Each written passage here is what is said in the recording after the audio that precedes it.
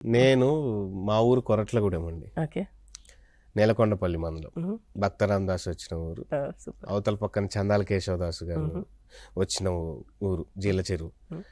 So మా అమ్మ పేరు మా నాన్న పేరు దనకోటి, మా అమ్మ పేరు వెంకట నరసమ్మ.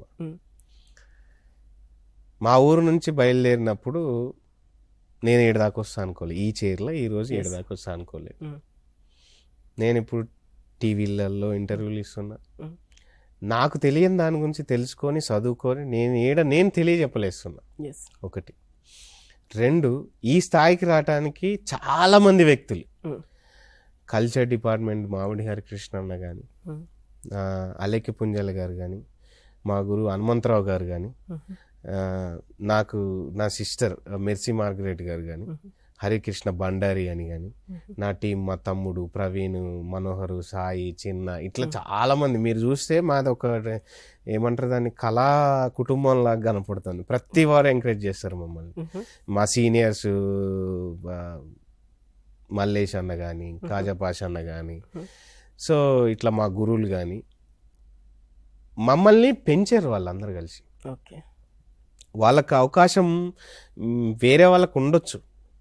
సో మమ్మల్ని అందరినీ ఏంటంటే ఒక ఐకానిక్ స్టేజ్కి తీసుకొచ్చారు. అంటే మేము చెప్పే పొజిషన్కి కనీసం ఇంకా దీని తర్వాత గ్రో ఎంత అవుతాం అనేది ఇంకా వాళ్ళైతే రూట్ చూపించారండి.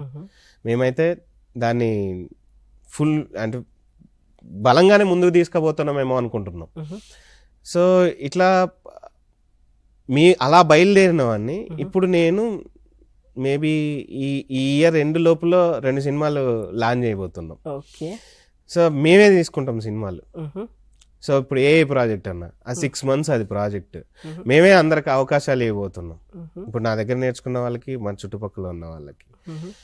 దెన్ అది 6 నెలలు ఎవ్రీడే 2 hours వర్క్ చేసుకుంటారు, వస్తారు, వెళ్ళిపోతారు. అంటే ఒక ఆర్టిస్ట్ వస్తారు, 2 hours వర్క్ చేసుకుంటాడు, వెళ్ళిపోతారు, పేమెంట్ తీసుకుంటారు. పెద్ద కష్టం కూడా ఏం లేదు.